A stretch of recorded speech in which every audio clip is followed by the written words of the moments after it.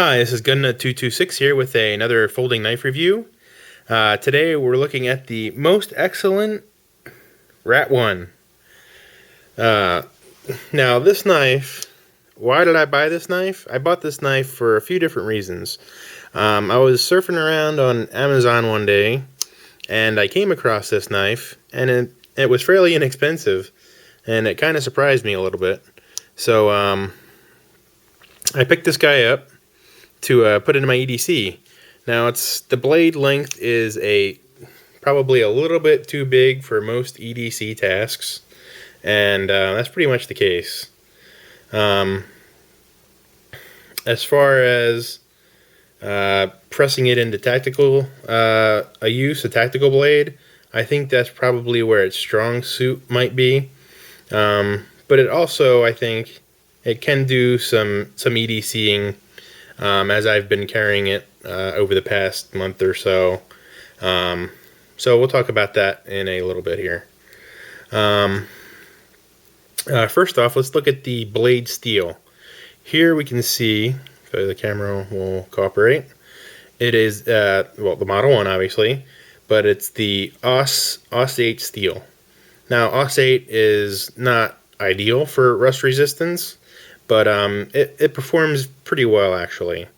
It's got a nice satin finish, as well as the black what am I trying to say? The black finish on it, and it's very nice overall.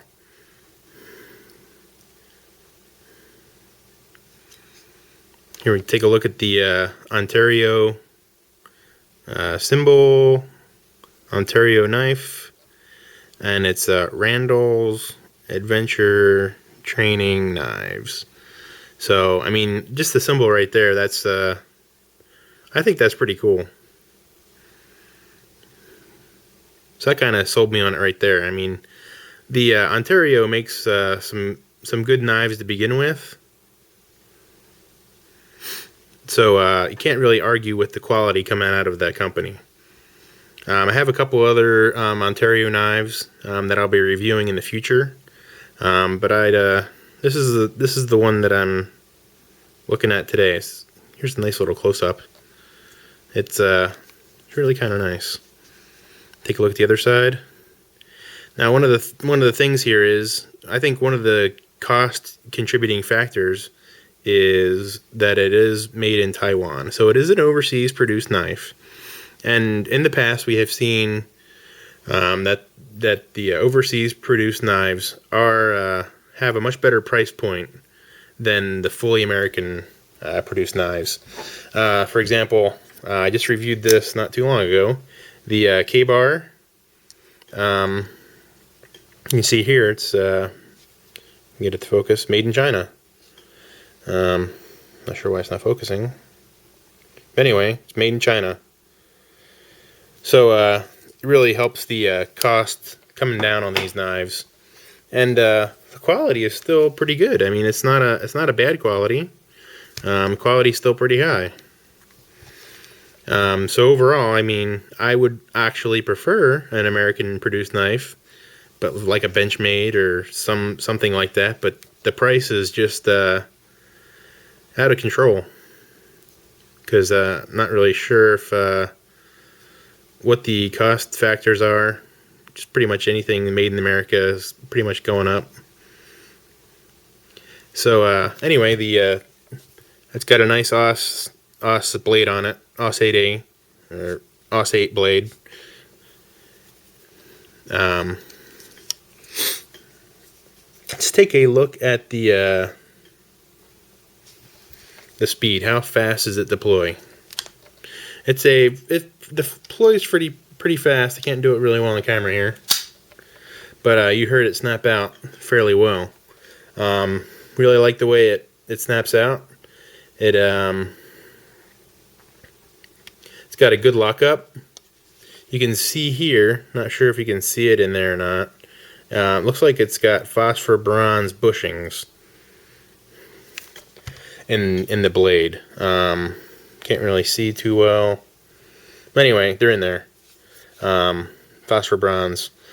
and it really helps contribute to the speed and deployment and the lockup of this.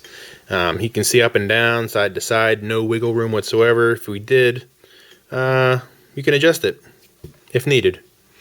Now, one of the things that I don't know if I mentioned that the blade length here is about, I think it's 3¼ inches. Check it. Yeah, 3¼ inches, and the overall length is 8.6 inches long.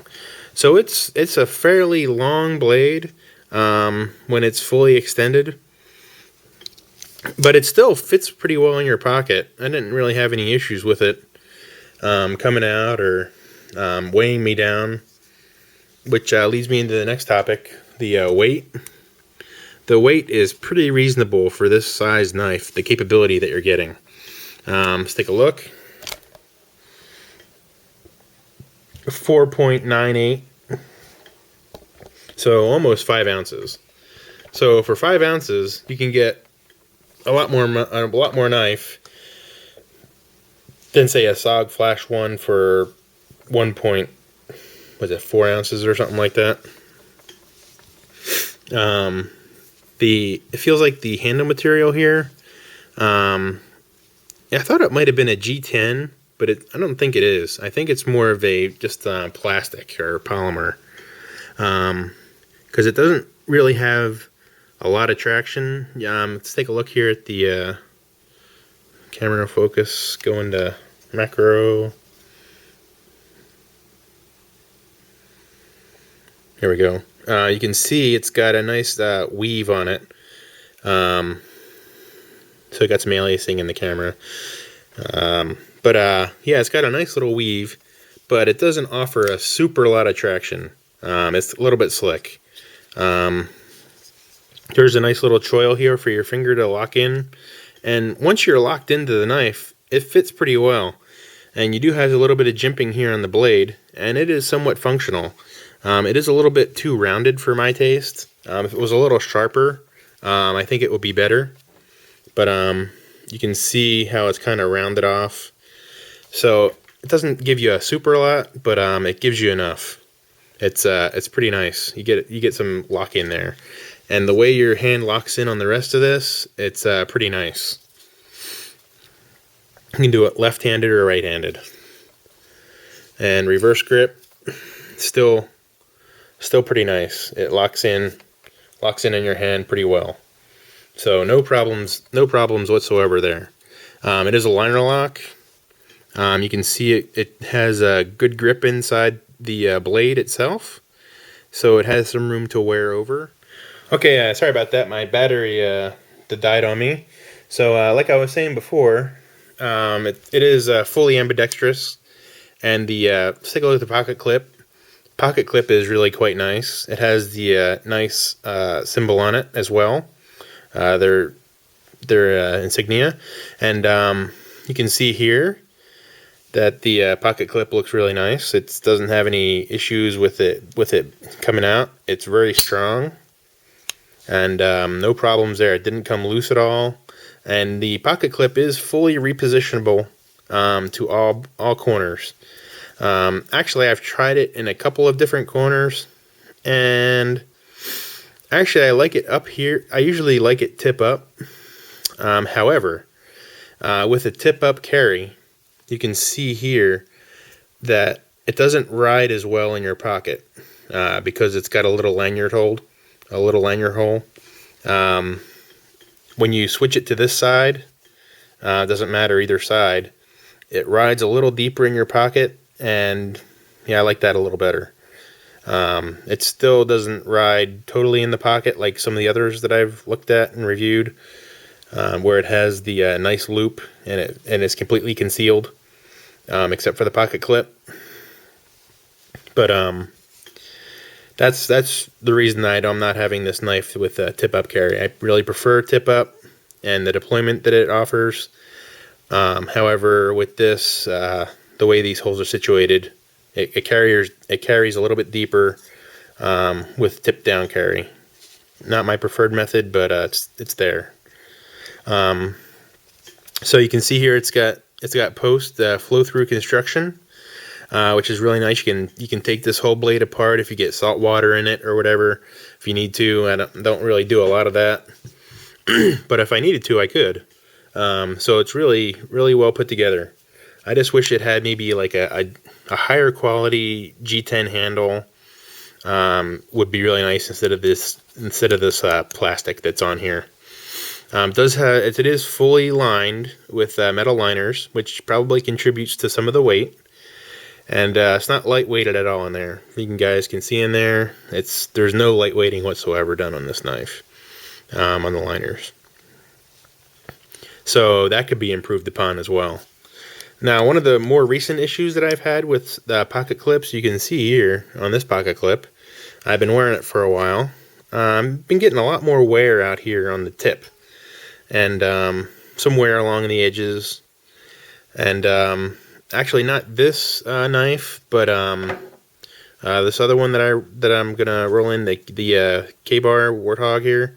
Actually did some scratching of a door and some things with this knife. That's because it's stuck out a little bit.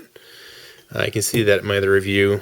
But if some of the manufacturers maybe would like to put, I don't know about putting rubber on the inside, but maybe just doing a light rubber coat on the outside of some of these pocket clips, that would help with some of the scratching and rubbing up of things.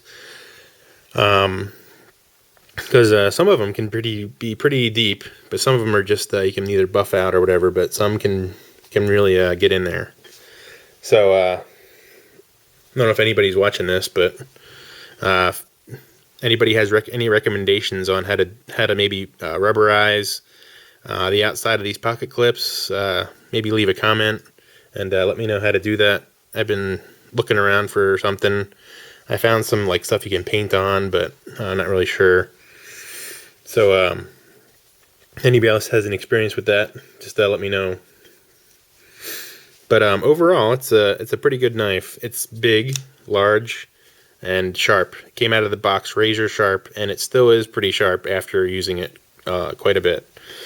In my experience, AUS 8 steel sharpens fairly well. It takes a good edge. It holds it for a little while.